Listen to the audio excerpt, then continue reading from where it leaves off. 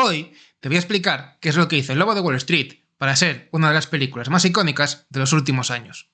Y es que detrás de su éxito hay decisiones arriesgadas, un montón de ideas locas y una forma de seducir al espectador que está ejecutada de una forma perfecta. En este vídeo vamos a ver cómo construir un personaje que guste tanto a la gente como Jordan Belfort. Estudiaremos cómo usar el humor para meter poco a poco a los espectadores en un mundo que es cada vez más oscuro. Analizaremos cómo están escritos los personajes secundarios y aprenderemos algo clave: cómo Scorsese consiguió que esta película fuera tan adictiva. Prepárate, porque esto es una masterclass de cómo funciona El Lobo de Wall Street.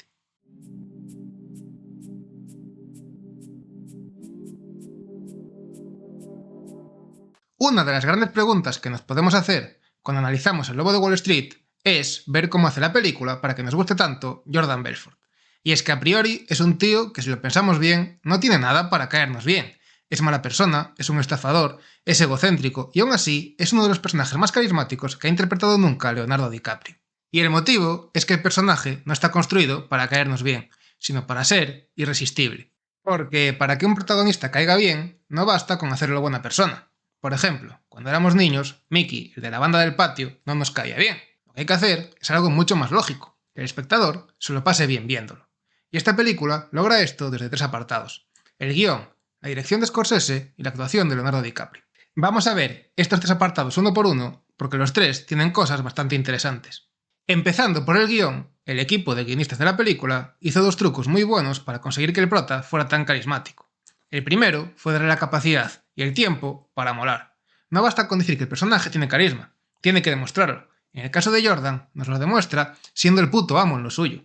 Sabe vender, leer a la gente, detectar sus deseos y convertirlos en el impulso necesario para que le demos clic al carrito. Jordan es un seductor que sabe cómo seducir a todo el mundo: a sus clientes, a sus empleados, a sus amigos y, lo más importante de todo, también sabe cómo seducirnos a nosotros. Y lo segundo, y más importante, es que le dan el control del relato. En El Lobo de Wall Street es Jordan el que nos está contando su historia. Un vendedor legendario nos está contando su propia historia. ¿Cómo no se la vamos a comprar? Es casi como si la película estuviera diseñada para convertir al espectador en una víctima más de su discurso.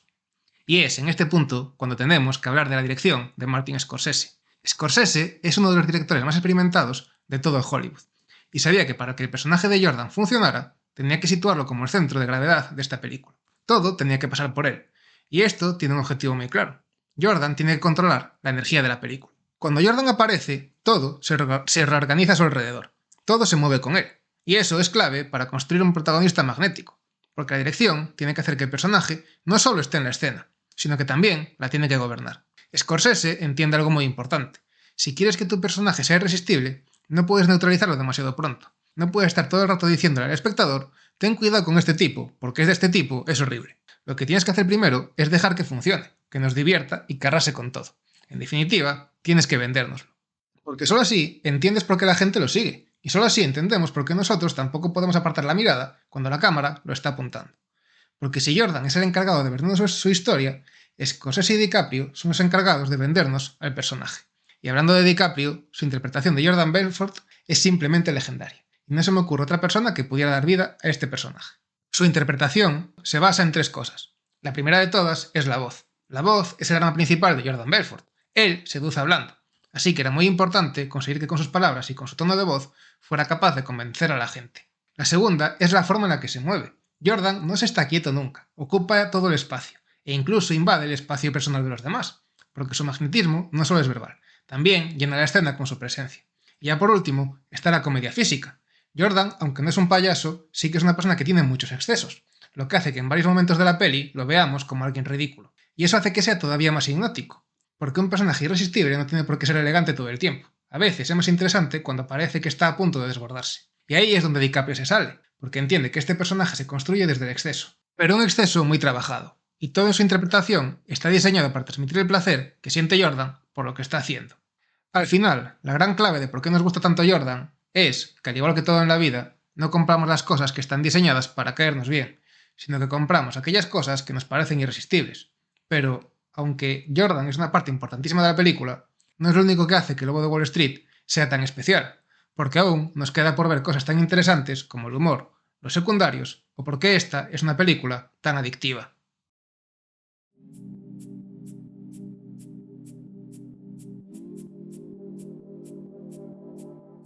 Si hay algo que me fascina del Lobo de Wall Street es cómo el humor nos va metiendo poco a poco en la oscuridad.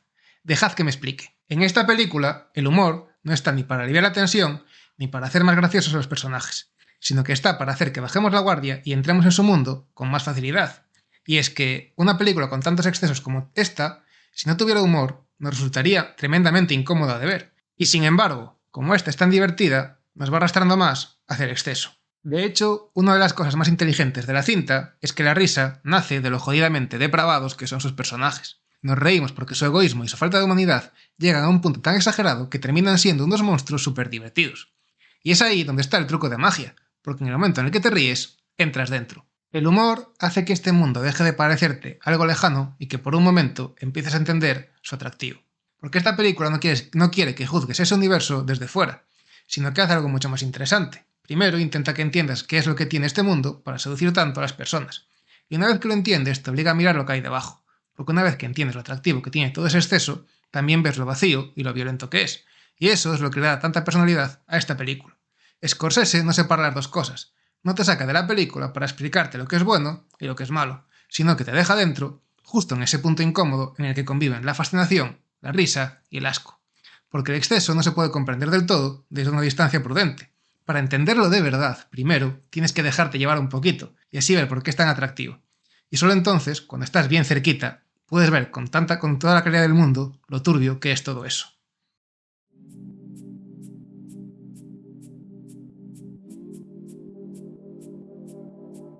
El Lobo de Wall Street es una película en la que el protagonista tiene la mayoría de minutos, y sin embargo, tiene un montón de secundarios icónicos. ¿Cómo es esto posible? La explicación es muy sencilla. Para que al público le guste un secundario, este tiene que hacer dos cosas: entenderse rápido y tener una función en la historia. En esta película, todos los secundarios tienen una identidad muy marcada. Desde el primer minuto en el que los vemos, sabemos cómo son y entendemos enseguida cuál es el papel que van a tener en la historia. Y es que un secundario, para que nos guste, tampoco necesita muchísimo tiempo en pantalla. Lo que necesita de verdad es ser importante para la historia. Y el mejor ejemplo de esto es el señor Lobo de Pulp Fiction, que en muy pocos minutos hace que todos nosotros no solo querramos ver una película de este señor, sino que casi le suplicamos a Tarantino que nos escriba una serie entera sobre él. Y es que al igual que los secundarios del Lobo de Wall Street, tiene un comportamiento y un rol muy claro. Y continuando con el Lobo de Wall Street, podemos dividir los secundarios en los siguientes tipos. Hay secundarios que hacen que Jordan sea todavía más excesivo. Hay otros que están para definir el mundo en el que vive, enseñando al espectador qué tipo de mundo es este y cuáles son las reglas que hacen que funcione. Y por último, están los que le ponen límite y lo enfrentan a algo que no puede dominar con tanta facilidad, sacando a la luz partes del protagonista que sin ellos quizás quedarían más ocultas. Es decir, todos afectan de una forma u otra al protagonista. Además, una cosa que tienen todos en común y que es muy propia de esta película es que todos, bueno, más bien casi todos, están escritos desde el exceso. Pero no están exagerados al azar, sino que acompañan al tono de la película, a su ritmo y a su forma de entender este mundo. Y gracias a ellos, el Lobo de Wall Street no se siente solo como la historia de un loco haciendo cosas extravagantes durante 3 horas, sino que es un mundo que está muy vivo. Haciendo un resumen muy rápido. En definitiva, los secundarios del Lobo de Wall Street funcionan tan bien porque se entienden rápido, se recuerdan fácil y todos hacen que Jordan y su mundo funcionen mejor. Y una vez visto esto, vamos a ver cuál es la razón principal por la que nos gusta tanto el Lobo de Wall Street, que es cómo hace para atraparnos de tal forma que no podamos quitar la vista de la pantalla de la televisión.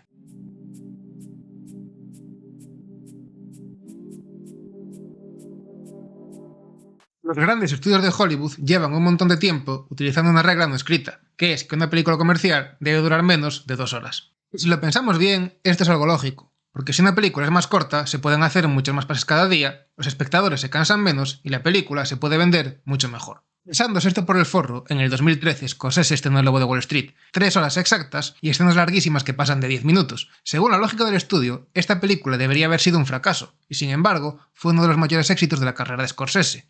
Recaudando más de 400 millones de dólares en todo el mundo, convirtiéndose instantáneamente en película de culto y siendo una de las películas que más espectadores reconocen haber visto 3, 4 o 5 veces. Y es que quizás lo que cansa al espectador no es la duración, sino cómo está contada la historia. Y quizás en lugar de recortar películas hasta dejarlas en 1 hora y media, lo que habría que hacer es aprender a construirlas de tal forma que nos lo pasemos bien viéndolas.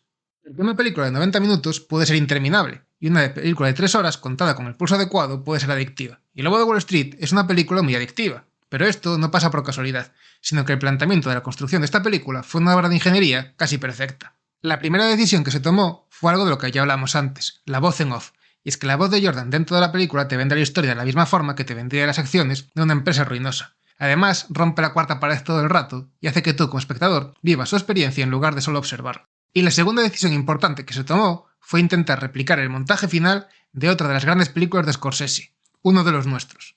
Por si no habéis visto uno de los nuestros, sus últimos 30 minutos son famosos porque su montaje es muy paranoico, y funciona también porque es un clímax que contrasta mucho con las 2 horas anteriores, que son más tranquilas. Y lo que hizo Scorsese en El Lobo de Wall Street fue quitar las preparaciones y meternos dentro del subidón desde la primera escena, la de la Diana gigante, que es toda una declaración de intenciones. A partir de ahí, el nivel de intensidad nunca baja lo suficiente como para que el espectador se relaje del todo. Por eso no cansa, y por eso nunca puedes dejar de ver la película, porque estás con la adrenalina activada durante 3 horas. Y aquí es donde entra la pieza más sofisticada del puzzle, y a la vez la más contraintuitiva, porque si el objetivo es mantener al espectador permanentemente enganchado, lo lógico sería hacer un montaje uniformemente rápido. Pero Thelma Schumacher, montadora de Scorsese desde 1980 y probablemente la mejor montadora del mundo, explicó en una entrevista para Film Comment que el ritmo de esta película fue deliberadamente distinto al de sus trabajos anteriores con este director, adoptando una dinámica que ella misma describe como prisa-parón, prisa-parón. Esto significa que después de tramos a toda velocidad, la cinta frena en seco para meternos una escena larga y que así la película respire, y los actores tengan tiempo para improvisar y dar lo mejor de sí mismos. Por ejemplo, la escena del restaurante con Matthew McConaughey dura casi 10 minutos, es casi todo charla y el famoso ritual de canto golpeando el pecho salido en la improvisación del propio McConaughey, que el equipo decidió incorporar en el montaje final. Esta alternancia entre velocidad y pausa engancha tanto por 2 razones. La primera es que recrea a la perfección el ciclo real de una adicción. No hay adicto que guía permanentemente en el subidón, sino que hay picos y bajones. Y la segunda razón es mucho más práctica. Los parones son los momentos en los que la película realmente te engancha a los personajes. Porque si todo fuera un montaje frenético, los personajes serían puras caricaturas vacías, y darles tiempo para ser ellos mismos hace que los picos emocionales sean mucho más intensos.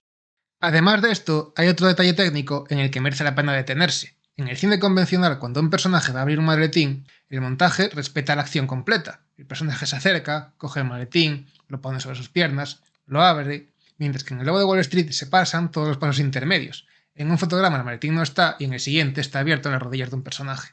Aunque parezca imposible, esto es lo mismo que hacen los cómicos con los chistes, cortar información para que el espectador no se vea venir la sorpresa. Estos cortes provocan una microsorpresa constante en el espectador, y cada una de estas microsorpresas son una pequeña descarga de dopamina, que multiplicada por los miles de cortes que tiene esta película, hacen que El Lobo de Wall Street los espectadores estén siendo recompensados neurológicamente todo el rato sin que se den cuenta, lo que a su vez hace que muchas escenas que sobre papel no tendrían por qué serlo, sean tremendamente adictivas.